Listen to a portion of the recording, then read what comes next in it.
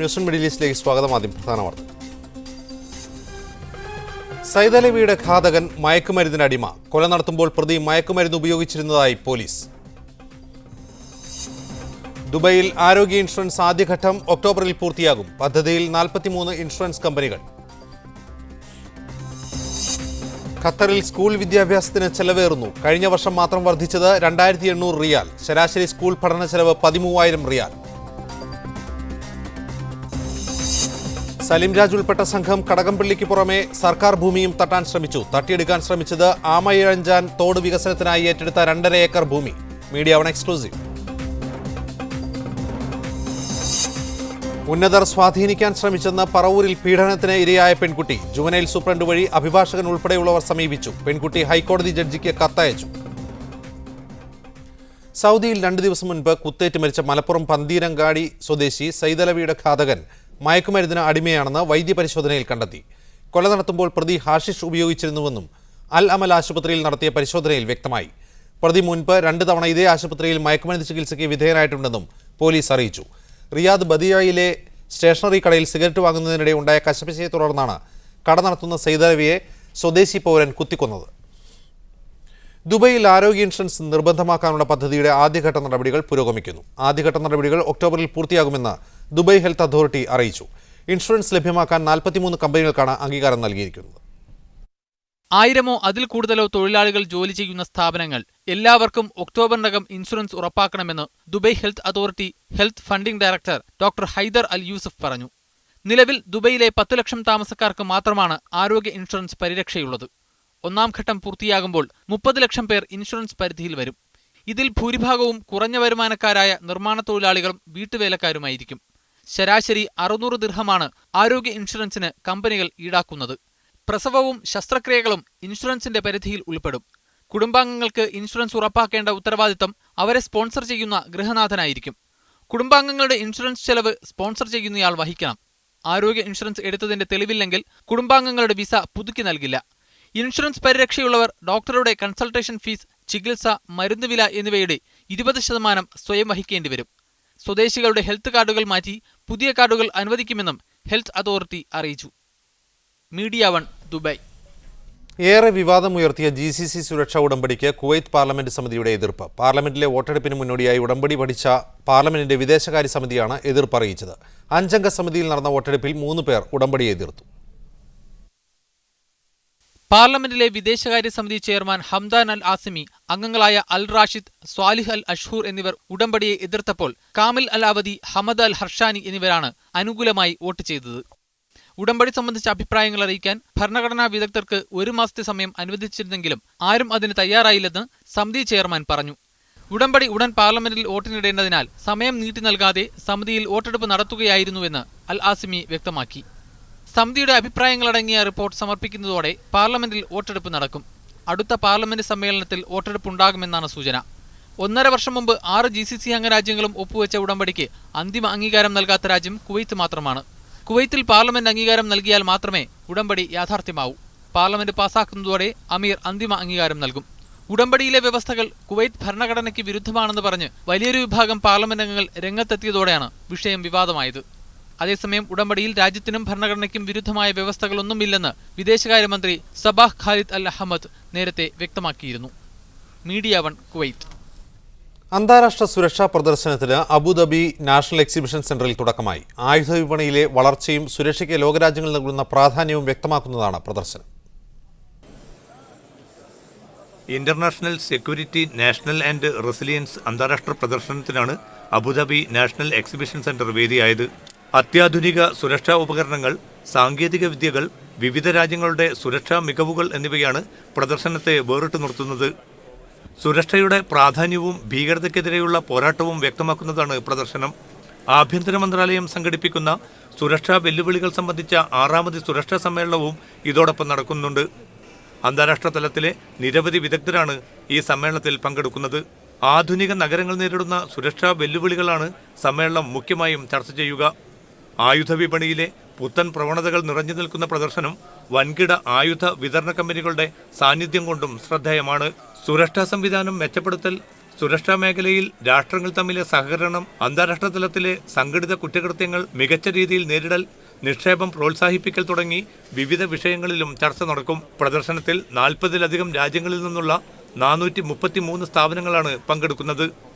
ഇന്ത്യയും ഇതിൽ സജീവമാണ്. Media 1 Abu Dhabi.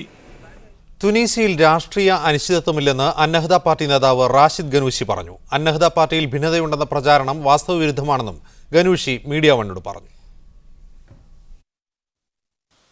ആധുനിക അറബ് സമൂഹങ്ങൾക്ക് അനുകരിക്കാവുന്ന മികച്ച മാതൃകയാണ് തുനീഷ്യയിൽ ഇപ്പോൾ നടക്കുന്ന ഭരണമെന്ന് അന്നഹ്ദ പാർട്ടി നേതാവ് റാഷിദുൽ ഗനൂഷി വ്യക്തമാക്കി. ഏകാധിപതികൾ നാടുനീങ്ങിയ ഇടങ്ങളിൽ ബഹുസ്വരതയെ മാനിച്ചുകൊണ്ട് മുന്നോട്ടു പോകാനാണ് ഭരണകൂടങ്ങൾ ശ്രമിക്കേണ്ടതെന്നും അദ്ദേഹം പറഞ്ഞു. بعيدا عن تأثير الحكومة فهذه هيئة مستقلة بحيث عندنا اليوم أداة لإجراء انتخابات تكون محل ثقة.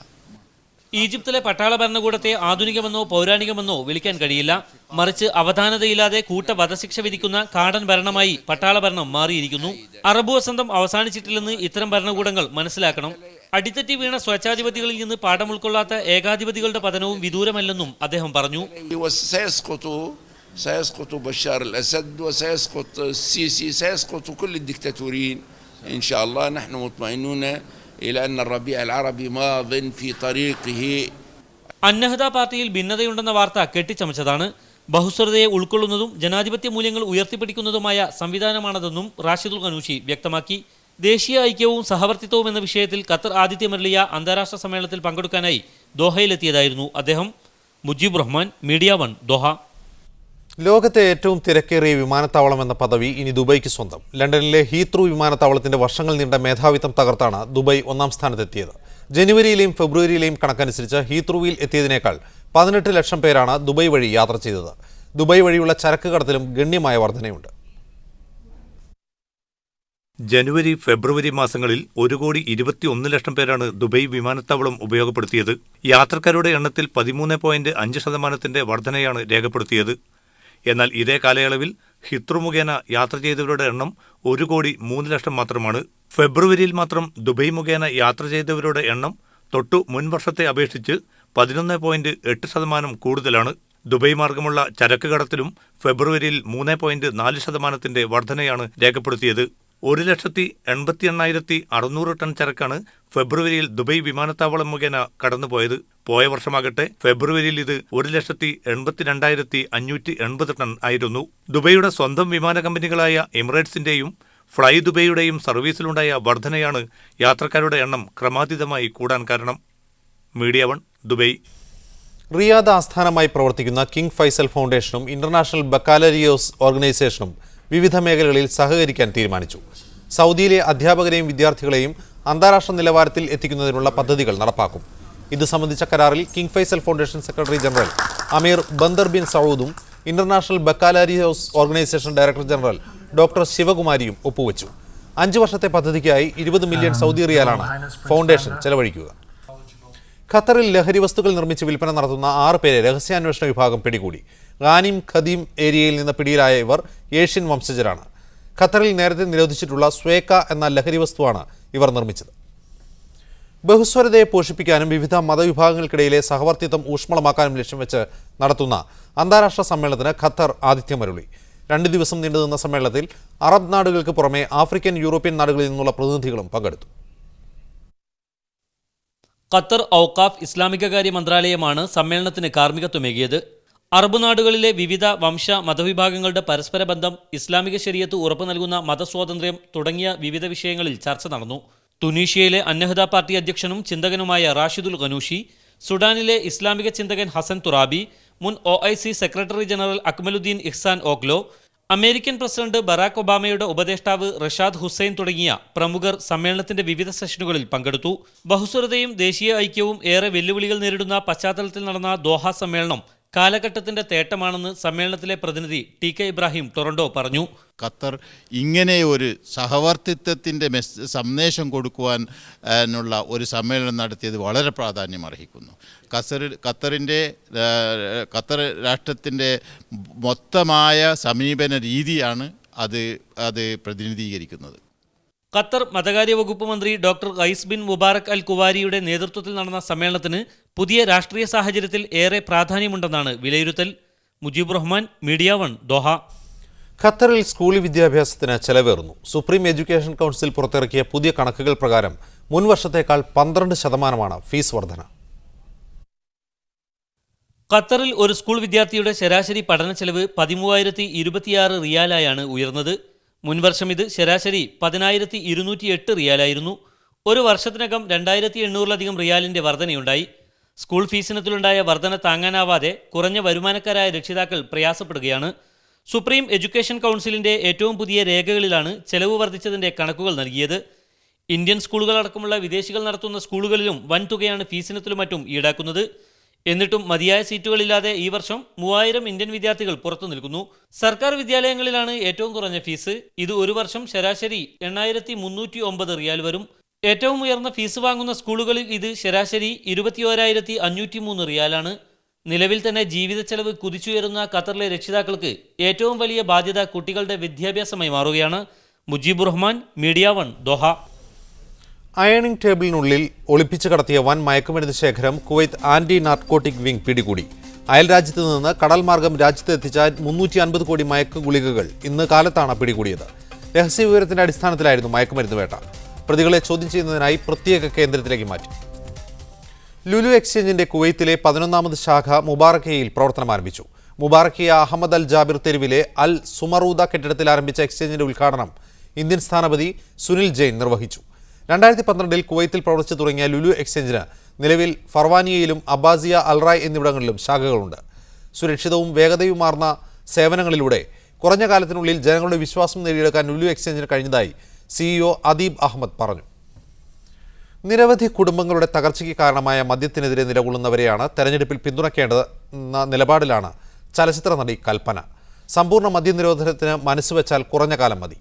മലയാള സിനിമയിലെ ഇതുപോലെ രാഷ്ട്രീയത്തിലെ നായകസങ്കല്പവും ഇല്ലാതാകുന്നത് നല്ലതാണെന്നും കൽപ്പന ഖത്തറിൽ മീഡിയ 1 പറഞ്ഞു. സാധാരണ കുറച്ചൊരു മിഡിൽ ക്ലാസ് കഴിഞ്ഞുള്ള ആൾക്കാർ കഷ്ടപ്പെടുന്നത് ഈ മദ്യദുരന്തം മൂലമുള്ള പുരുഷന്മാർ വീട് നോക്കാത്തതുകൊണ്ടാണെന്നുള്ളതാണ് ഒരു 80% ഞാൻ അറിഞ്ഞിട്ടുള്ളത്. അപ്പോൾ ഇപ്പോൾ പൂർണ്ണ മദ്യനിരോധനം ഒന്നും ഏത് സംഭവവും പൂർണ്ണമായി ഒരാൾക്ക് പെട്ടെന്ന് നമുക്ക് പിടിച്ചു നിർത്തുന്ന കാര്യമല്ല. ഗ്രാജുവലായി അതിൻ്റെ കുറച്ച് ഒരു പക്ഷേ ഒരു പരിപൂർണ്ണ മദ്യ നിരോധനം ഒരു 15 കൊല്ലത്തിനുള്ളിൽ വരാനുള്ള ചാൻസസ് ഉണ്ട്. അങ്ങനെയുള്ളവരെ പിന്തുണച്ചോളും ഓഡിയൻസ്. ഇപ്പോൾ മദ്യനിരോധനം എന്ന് പറയുമ്പോൾ ചിലപ്പോൾ ഒരു പക്ഷേ മദ്യം കഴിക്കുന്ന പുരുഷന്മാർ 60% ആൽക്കഹോളിക്കാണ് നമ്മുടെ നാട്ടിൽ. അപ്പോൾ അവർക്കൊരു എതിർപ്പുണ്ടായേക്കാം. പക്ഷേ പിന്നെ നമ്മുടെ നന്മയ്ക്കാണെന്നുള്ളൊരു ബോധ്യം അവർക്ക് വരുമ്പോൾ തീർച്ചയായിട്ടും ആ ഒരു സപ്പോർട്ട് നമുക്ക് തീർച്ചയായിട്ടും വരില്ലേ, അത് ഉറപ്പ്. ഖത്തറിൽ ഇന്റഗ്രൽ ഫിലിംസിന്റെ ആഭിമുഖ്യത്തിൽ ചലച്ചിത്ര താരങ്ങൾ അണിനിരക്കുന്ന മെഗാ ഷോ നാളെ വൈകുന്നേരം 5 മണിക്ക് നടക്കും. ഓൾഡ് ഐഡിയൽ ഇന്ത്യൻ സ്കൂളിൽ വെച്ച് നടക്കുന്ന സ്റ്റേജ് ഷോയിൽ മനോജ് കെ ജയൻ, കൽപ്പന, ബാബുരാജ്, ബാല, റോമ എന്നീ താരങ്ങൾ അണിനിരക്കും. സംഗീത, നൃത്ത, ഹാസ്യ പരിപാടികൾ കോർത്തിണക്കിയ മെഗാ ഷോയിലേക്കുള്ള പ്രവേശനം ടിക്കറ്റ് മുഖേനയായിരിക്കുമെന്ന് ഭാരവാഹികൾ വാർത്താസമ്മേളനത്തിൽ അറിയിച്ചു. പ്രമുഖ ചരിത്ര പണ്ഡിതനും ഗവേഷകനുമായ KKN കുറുപ്പിന് ഖത്തർ സംസ്കൃതി സ്വീകരണം നൽകുന്നു. നാളെ രാത്രി സ്കിൽസ് ഡെവലപ്മെന്റ് സെന്ററിൽ നടക്കുന്ന സ്വീകരണ പരിപാടിയിൽ ഇംഗ്ലീഷ് ഈസ്റ്റ് ഇന്ത്യ കമ്പനിയുടെ ചരിത്രരചനയും ടിപ്പു സുൽത്താനും എന്ന വിഷയത്തിൽ അദ്ദേഹം പ്രഭാഷണം നടത്തും. Tipu Sultan the mystery of history എന്ന ഡോക്യുമെന്ററിയുടെ പ്രദർശനവും നടക്കും. റിയാദിൽ നടക്കുന്ന Saudi travel and tourism investment മേളയിൽ മദീന പ്രവിശ്യ ഒരുക്കിയ സ്റ്റാൾ ശ്രദ്ധേയമാകുന്നത് പാരമ്പര്യ ഉൽപ്പന്നങ്ങളുടെ പ്രദർശനം കൊണ്ടാണ്. കളിമണ്ണിലും ഈത്തപ്പന തണ്ടുകൊണ്ടും തയ്യാറാക്കുന്ന ഉൽപ്പന്നങ്ങളുടെ നിർമ്മാണവും വിൽപ്പനയും സ്റ്റാളിൽ ഒരുക്കിയിട്ടുണ്ട്. മദീന പ്രവിശ്യയിൽപ്പെട്ട ഖൈബറിൽ നിന്നുള്ള ഈസാ ജമീൽ അൽ ഖൈബരി ഈത്തപ്പനത്തണ്ട് കൊണ്ട് നിരവധി ഉൽപ്പന്നങ്ങളാണ് നിർമ്മിക്കുന്നത്. തണ്ട് വെള്ളത്തിലിട്ടതിനു ശേഷം വിവിധ കളറുകൾ മുക്കി നിറം നൽകും.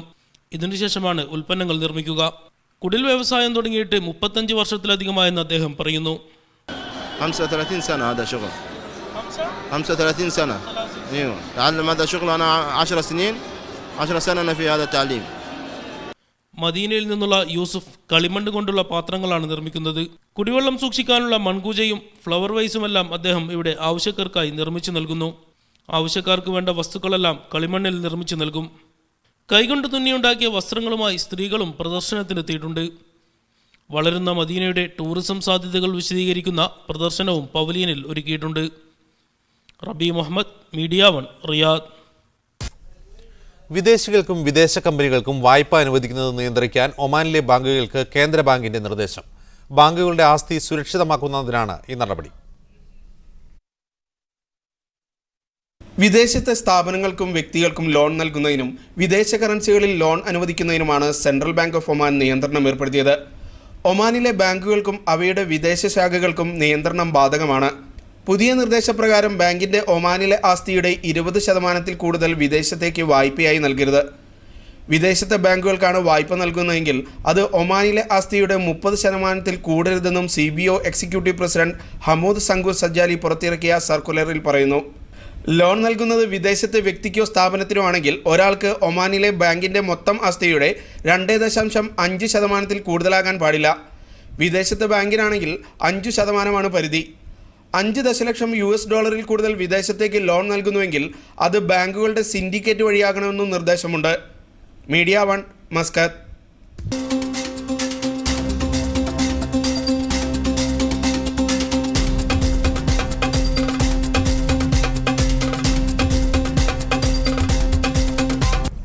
വെൽഫെയർ കേരള കുവൈത്ത് അബ്ബാസിയ ഏരിയയുടെ ആഭിമുഖ്യത്തിൽ സംഘടിപ്പിച്ച ക്രിക്കറ്റ് ടൂർണമെന്റിൽ സാൽമിയ വെൽഫെയർ ടീം ജേതാക്കളായി. ചാംസ് അബ്ബാസിയയ്ക്കാണ് 2ാം സ്ഥാനം. ചാംസ് അബ്ബാസിയയിലെ ഷമീറാണ് മാൻ ഓഫ് ദി ടൂർണമെന്റ്. മുഖ്യമന്ത്രിയുടെ മുൻ ഗൺമാൻ സലീം രാജ് ഉൾപ്പെട്ട കടകംപള്ളി ഭൂമി തട്ടിപ്പ് കേസിൽ സർക്കാർ ഭൂമിയും ഉൾപ്പെട്ടതായി രേഖകൾ. ആമയിഴഞ്ചാൻ തോട് വികസനത്തിനായി ഏറ്റെടുത്ത 2.5 ഏക്കർ ഭൂമി തട്ടിയെടുക്കാൻ ശ്രമിച്ചതായി രേഖകൾ വ്യക്തമാക്കുന്നു. സർക്കാർ ഭൂമി വ്യാജ തണ്ടപ്പേരുപയോഗിച്ച് തട്ടിയെടുക്കാൻ ശ്രമിച്ചതായി ഹൈക്കോടതി വിധിയിൽ പരാമർശമുണ്ട്. അതുകൊണ്ട് തന്നെ ഈ കേസിന് പൊതു താൽപ്പര്യമുണ്ടെന്നും കോടതി വിധിയിൽ പറയുന്നു. Media 1 exclusive. കടകംപള്ളിയിൽ 3587 എന്ന ശൂന്യതണ്ട പേരിൽ എഴുതി ചേർത്താണ് ഭൂമി തട്ടിയെടുക്കാൻ ശ്രമം നടന്നത്. 150ഓളം കുടുംബങ്ങളുടെ കയ്യിലുള്ള 44 ഏക്കറോളം ഭൂമിയാണ് തട്ടിയെടുക്കാൻ ശ്രമിച്ചത്. ഭൂമിയുടെ ഉടമസ്ഥർ നൽകിയ പരാതിയാണ് ഇപ്പോൾ നിലവിലുള്ളത്. റവന്യൂ പ്രിൻസിപ്പൽ സെക്രട്ടറി ഉൾപ്പെടെയുള്ള റവന്യൂ ഉദ്യോഗസ്ഥരും വിജിലൻസും ഇക്കാര്യം അന്വേഷിച്ച് ഹൈക്കോടതിയിൽ റിപ്പോർട്ട് സമർപ്പിച്ചിരുന്നു. എന്നാൽ ഇതിലൊന്നും സർക്കാർ ഭൂമി തട്ടിയെടുക്കാൻ ശ്രമിച്ചതായി റിപ്പോർട്ട് ചെയ്യപ്പെട്ടിട്ടില്ല. ഭൂമി തട്ടിപ്പ് കേസ് CBIക്ക് വിട്ട ഹൈക്കോടതി വിധിയിലെ 57ാം ഖണ്ഡികയിലാണ് സർക്കാർ ഭൂമി ഉൾപ്പെട്ടിരുന്നതായി പറഞ്ഞിരിക്കുന്നത്. ആമയിഴഞ്ചാൻ തോട് വികസിപ്പിക്കുന്നതിനായി സർക്കാർ ഏറ്റെടുത്ത 2.5 ഏക്കർ ഭൂമിയാണ് തട്ടിയെടുക്കാൻ ശ്രമിച്ചത്. വ്യത്യസ്ത സർവേ നമ്പറുകളായി കിടക്കുന്ന ഈ ഭൂമിയും വ്യാജ തണ്ടപ്പേരിൽ ഉൾപ്പെടുത്തിയിരിക്കുകയാണ്. ഭൂമി തട്ടിപ്പിൽ സർക്കാർ ഭൂമി കൂടി ഉൾപ്പെട്ടതിനാൽ ഈ കേസിൽ പൊതു താൽപ്പര്യമുള്ളതായി കോടതി വിധി എടുത്തു പറയുന്നു. എന്നാൽ റവന്യൂ ഭൂമി കൈക്കലാക്കാൻ ശ്രമിച്ചത് സംബന്ധിച്ച് റവന്യൂ വകുപ്പ് ഇതുവരെ പരാതി നൽകിയിട്ടില്ല. ഭൂമി നഷ്ടപ്പെട്ട കാര്യം റവന്യൂ വകുപ്പിന്റെ ശ്രദ്ധയിൽപ്പെടാതിരിക്കുകയോ ശ്രദ്ധയിൽപ്പെട്ടിട്ടും പുറത്തുവിടാതിരിക്കുകയോ ആകാം ചെയ്തിരിക്കുക. സലീം രാജ് ഉൾപ്പെട്ട കടകംപള്ളിയിലെ ഭൂമി തട്ടിപ്പ് കേസിൽ സർക്കാർ ഭൂമി കൂടി ഉൾപ്പെട്ടുവെന്ന വാർത്ത തട്ടിപ്പിന്റെ വ്യാപ്തി വർദ്ധിപ്പിക്കുന്നു. ഇനി ഇക്കാര്യത്തിൽ സർക്കാർ നിലപാടാണ് നിർണായകമാകുക. മുഹമ്മദ് അസ്ലം, മീഡിയ 1, തിരുവനന്തപുരം. അഡ്വക്കേറ്റ് തോമസ് പണിക്കർ കുവൈത്തിൽ നിന്ന്, KL ഗോപി ദുബായിൽ നിന്ന് ഈ ചർച്ചയിൽ തത്സമയം പങ്കെടുക്കുന്നു. ICC ഖത്തർ വൈസ് പ്രസിഡന്റ് ഗിരീഷിനെ ടെലിഫോൺ ലൈനിലും പ്രതീക്ഷിക്കുന്നു. തോമസ് പണിക്കർ, സർക്കാർ ഭൂമിയാണ് വ്യാജ തണ്ടപ്പേര് സൃഷ്ടിച്ച് തട്ടിയെടുക്കാൻ സലീം രാജ് ശ്രമിച്ചത്. ഈ കേസിൽ മുഖ്യമന്ത്രിയുടെ ഓഫീസിനുള്ള പങ്ക് കൂടുതൽ വ്യക്തമാവുകയാണ്. മാത്രമല്ല, കൂടുതൽ ഗുരുതരമായ ഒരു ആരോപണമാണ് മുഖ്യമന്ത്രിയുടെ ഓഫീസിന് നേരെ, മുഖ്യമന്ത്രിയുടെ പേഴ്സണൽ സ്റ്റാഫിന് നേരെ ഉയരുന്നത്.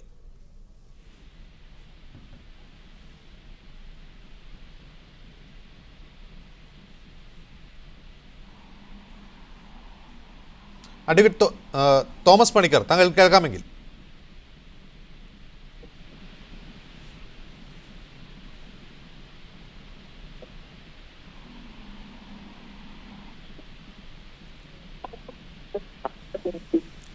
മടങ്ങിയെത്താം താങ്കളിലേക്ക്.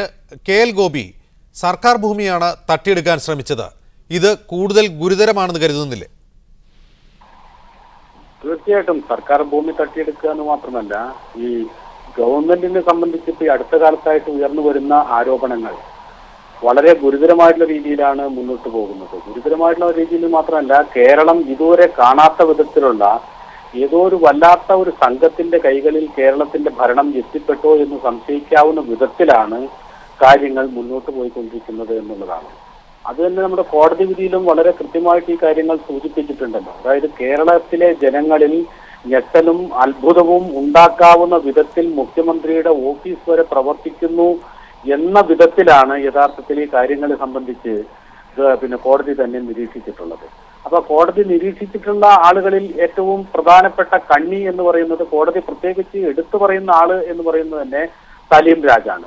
ആ സലീം രാജിനെ കുറിച്ച് തന്നെ ഹൈക്കോടതി പറഞ്ഞിട്ടുള്ളത് എന്താ വെച്ചാൽ, ഈ കേസില് ഒരു ഭൂമാഫിയയുടെ ഗ്യാങ് ലീഡറായി വിശേഷിപ്പിക്കപ്പെടുന്ന സലീം രാജിനെതിരെയാണ് ഹൈക്കോടതിയിൽ വന്നിട്ടുള്ള 2 കേസിലും ആരോപണങ്ങൾ ഉണ്ടായിട്ടുള്ളത്.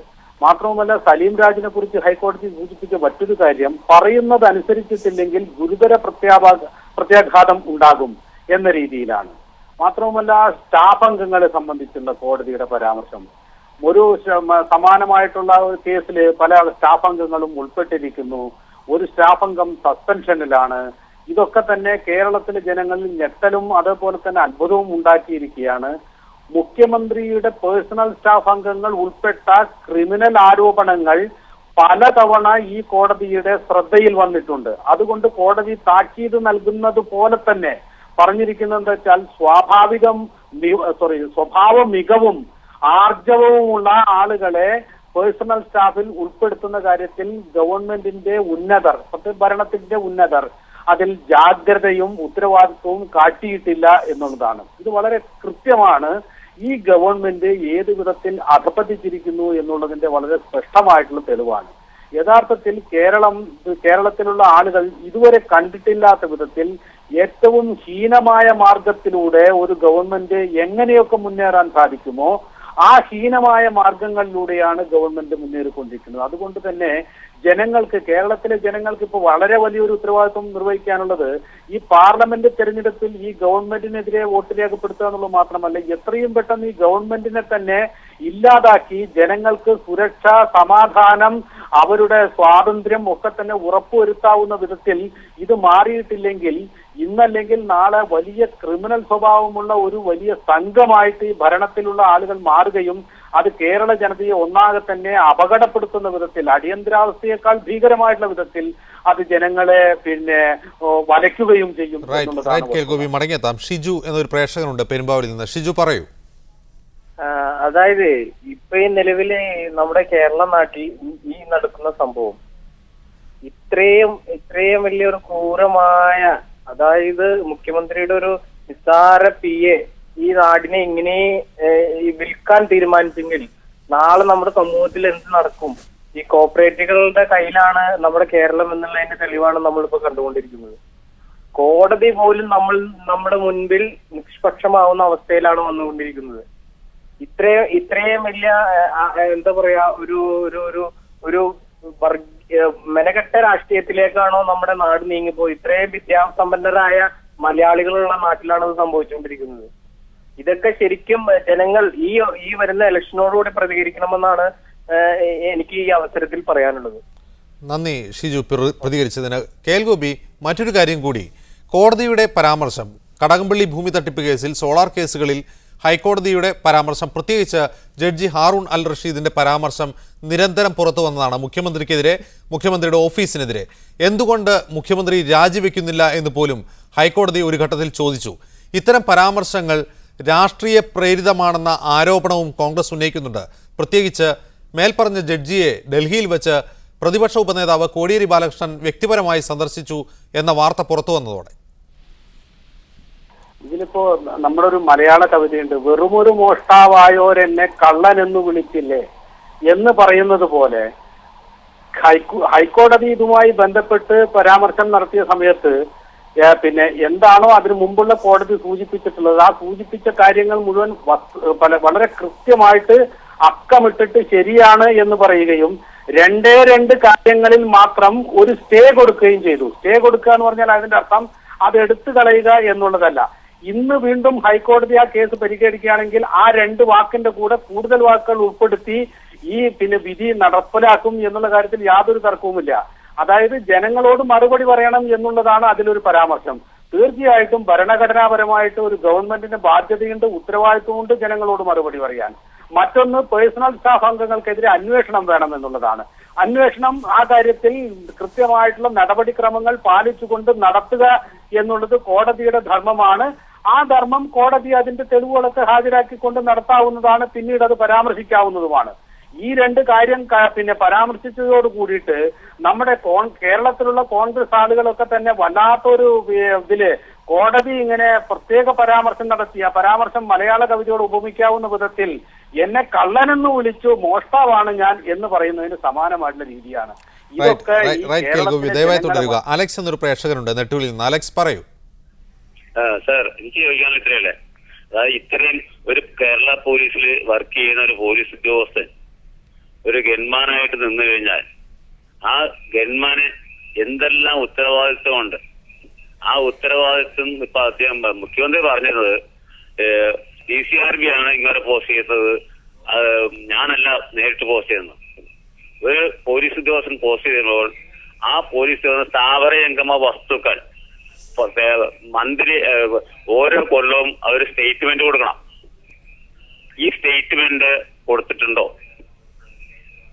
ആ സ്റ്റേറ്റ്മെന്റ് ഓരോ കൊല്ലവും അവന് കടബാധ്യത സർട്ടിഫിക്കറ്റ് കൊടുക്കേണ്ട ഒരു ഉദ്യോഗസ്ഥനാണ്. ഈ ഉദ്യോഗസ്ഥൻ അവിടെ ഏൽപ്പിച്ചിട്ടുണ്ടോ?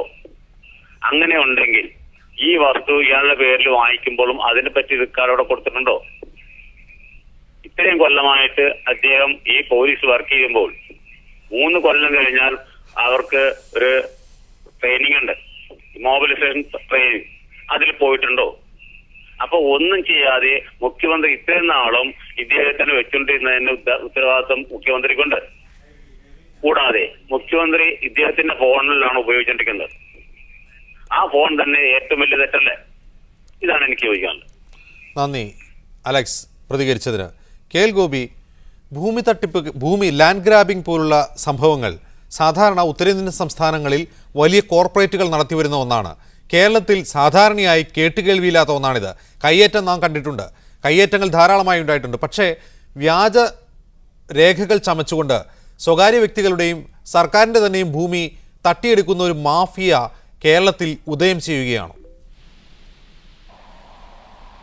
അല്ല, ഇത് തന്നെയാണല്ലോ നമ്മളിത് നേരത്തെ സൂചിപ്പിച്ചത്. കേരളത്തിലെ ഈ ഗവൺമെന്റ് അവിശ്വസനീയമായിട്ടുള്ള വിധത്തിൽ ക്രമക്കേടുകൾ നടത്തുകയും പിന്നെ അവിശ്വസനീയമായ വിധത്തിൽ ക്രിമിനൽ നടപടികളിൽ ഏർപ്പെട്ടുകൊണ്ടിരിക്കുകയും ചെയ്യുന്നു. കോടതി പരസ്യമായിട്ട് ഇടപെടാവുന്ന വിധത്തിലേക്ക് കാര്യങ്ങൾ എത്തിക്കൊണ്ടിരിക്കുന്നു എന്നുള്ളതാണ്. അപ്പൊ അത്രയും വലിയ തോതിൽ ഈ ഗവൺമെന്റിന്റെ പ്രവർത്തനങ്ങൾ മുന്നോട്ട് പോവുകയാണെങ്കിൽ അത് ചിന്തിക്കേണ്ടത് എന്താ വെച്ചാൽ ഈ ഗവൺമെന്റിനെ അധികാരത്തിലേറ്റിയിരിക്കുന്ന ജനങ്ങളാണ്. ആർക്കാണ് ഈ കാര്യത്തിൽ പിന്നെ ഉത്തരവാദിത്വമുള്ളത്?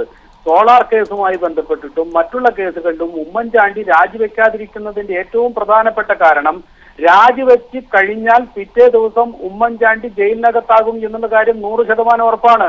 ആ പേടി നന്നായിട്ട് ഉമ്മൻചാണ്ടിക്കുണ്ട്. അതുകൊണ്ട് ഭരണ സംവിധാനം ഉപയോഗിച്ച് ഏതെങ്കിലും വിധത്തിൽ നിലനിൽക്കുക. അദ്ദേഹം ഈ ഉമ്മൻചാണ്ടി ചെയ്യുന്ന ഏറ്റവും വലിയൊരു ദ്രോഹം കേരളത്തിലെ കോൺഗ്രസുകാരോട് ചെയ്യുന്ന മഹാപാതകം എന്ന് പറയുന്നത് ആ കോൺഗ്രസ് പാർട്ടീനെ തന്നെ ഒന്നുമല്ലാതാക്കി നശിപ്പിച്ച് അതിനെ വല്ലാത്ത വിധത്തിലാക്കി എന്നുള്ളതാണ്. ഇതിനൊക്കെ തന്നെ മറുപടി പറയേണ്ടത് ജനങ്ങളോടൊപ്പം തന്നെ. ദയവായി തുടരുക. ഇപ്പോൾ ജെയിൻ എന്നൊരു പ്രേക്ഷകരുണ്ട് കോട്ടയത്ത് നിന്ന്. ജെയിൻ പറയൂ. ഹലോ സാറേ, പറഞ്ഞോളൂ. ഇത് സത്യമാണ് സാറേ, ഈ പറയുന്നതെല്ലാം സത്യമാണ് സാറേ. ഞാൻ ഫോഴ്സിൽ നിന്ന് റിട്ടയർമെന്റ് ആയതാണ്. റിട്ടയർമെന്റ് അല്ല, ഡിസ്ചാർജ് ചെയ്ത് പോകുന്നതാണ്. ഞാൻ BSFിലായിരുന്നു സർവീസ് ചെയ്തുകൊണ്ടിരുന്നത്. ഹലോ, പറഞ്ഞോളൂ ജെയിൻ. ഞാൻ അവിടെ നിന്ന് ഡിസ്ചാർജ് ചെയ്ത് പോകുന്നതാണ്. 12 വർഷം സർവീസ് ചെയ്ത് ഞാൻ ഈ കൈക്കൂലിയുടെ ഇതുകൊണ്ട് ഡിസ്ചാർജ് ചെയ്ത് പോകുന്നതാണ്. ഒരു പൈസ പോലും മേടിക്കാതെ പോകുന്നതാണ്. മുടിഞ്ഞ കൈക്കൂലിയാണ് ബോർഡറിൽ നടക്കുന്നത്. ഇപ്പൊ ഈ ഉമ്മൻചാണ്ടി സർക്കാർ പറയുന്ന അവിടെ നടക്കുന്ന അഴിമതി ഉണ്ടല്ലോ, ഇത് കറക്റ്റാ സാറേ. എന്നെ കൂട്ടിച്ചോണ്ട് പോണ ഞാൻ വ്യക്തിപരമായിട്ട് ഇന്ത്യ മഹാരാജ്യത്തിന്റെ തട്ടിപ്പ് ഞാൻ കാണിച്ചു തരാം. ഹൃദയം നിറഞ്ഞ് ഞാൻ പറയുകയാണ്, കലി കൊണ്ട് പറയുകയാണ്. എന്നെ ബോർഡിൽ കൊണ്ടുപോയി ഷൂട്ട് ചെയ്തു. അവിടുത്തെ കൈക്കൂലിയും മന്ത്രിമാര് കാണിക്കുന്ന അഴിമതിക്ക് ഇത് കാണിക്കുന്ന ഞാൻ വികാരത്തോടെ പറയുകയാണ്. ഭയങ്കര കൈക്കൂലിയാ സാറേ. ഞാനും മേടിച്ചിട്ടുണ്ട് കൈക്കൂലി. എന്നെ നാളെ അറസ്റ്റ് ചെയ്ത് കൊണ്ടുപോയി ഞാൻ വ്യക്തമായിട്ട് കാണിച്ചു തരാം. എനിക്ക് മേടിക്കേണ്ടി വന്നിട്ടുണ്ട്. ഇല്ലെങ്കിൽ എന്നെ ട്രാൻസ്ഫർ ചെയ്യുമെന്നാ പറഞ്ഞിരിക്കുന്നത് ഓഫീസർമാര്. രക്ഷയില്ലാതെ ഞാൻ പോകുന്നതാണ്. സമ്മർദ്ദങ്ങളുടെ ഇതില്, ജാതിയുടെ ഇതില് ഞാൻ പോന്നിരിക്കുന്ന വ്യക്തിയാണ്. എന്നെ കൊണ്ടുപോവാണെ, ബോർഡറിൽ കൊണ്ടുപോവാണെങ്കിൽ ഞാൻ വ്യക്തമായിട്ട് കാണിച്ചു തരാം. നന്ദി ജെയിൻ, നന്ദി ജെയിൻ, വളരെ നന്ദി ഈ ഘട്ടത്തിൽ പ്രതികരിച്ചതിന്. ഇപ്പോൾ തോമസ് പണിക്കർ കണക്ട് ചെയ്യപ്പെട്ടിരിക്കുന്നു. തോമസ് പണിക്കർ, ക്ഷമിക്കണം, താങ്കളുമായി കണക്ഷൻ റെഡിയാവുന്നതിൽ കുറച്ച് തടസ്സം നേരിട്ടിരുന്നു. തോമസ് പണിക്കർ, ഇതുവരെ KL ഗോപി ഉന്നയിച്ച ആരോപണങ്ങൾ താങ്കൾ കേട്ട് കാണുമെന്ന് കരുതുന്നു. മുഖ്യമന്ത്രിയുടെ ഓഫീസിന് ഇക്കാര്യത്തിലുള്ള ഇൻവോൾവ്മെന്റ് കൂടുതൽ തെളിയുകയാണ്. രാഷ്ട്രീയ ധാർമ്മികതയുടെ പേരിൽ ഇനിയെങ്കിലും രാജിവെച്ചുകൂടെ എന്നാണ് KL ഗോപിയുടെ ചോദ്യം. ഒരു ഓർഗനൈസേഷനാണ് ഗവൺമെന്റ്. അതിലെത്ര ശ്രദ്ധിച്ച് ആൾക്കാരെ നിയമിച്ചാൽ പോലും നമ്മളുടെ ഒരു പ്രത്യേക സിറ്റുവേഷനിൽ പലരും തെറ്റിലേക്ക് ആകർഷിക്കപ്പെടാം, പലരും ആരോപണ വിധേയരാകാം. ഈ ആരോപണ വിധേയരായവരെ മുഴുവൻ അന്വേഷണത്തിന് വിധേയരാക്കുകയും സസ്പെൻഡ് ചെയ്യുകയും ചെയ്തിട്ടുണ്ട്. ഇതിൽ ഏതെങ്കിലും ഗവൺമെന്റിൽ ജോലി ചെയ്യുന്ന അല്ലെങ്കിൽ ഈ ഓഫീസുകളിൽ എവിടെങ്കിലും ജോലി ചെയ്യുന്ന ഒരാൾ എന്തെങ്കിലും തെറ്റിന് അഥവാ ആരോപണം ശരിയായി വന്നാൽ പോലും ഇതിനകത്ത് ഏതെങ്കിലും നിലയിൽ ഗവൺമെന്റോ ഗവൺമെന്റിലെ ഏതെങ്കിലും മെഷീനറിയോ ഉമ്മൻചാണ്ടിയോ ഡയറക്റ്റ് ഇടപെട്ടതായി ഇതുവരെ യാതൊരു തെളിവുകളും വന്നിട്ടില്ല.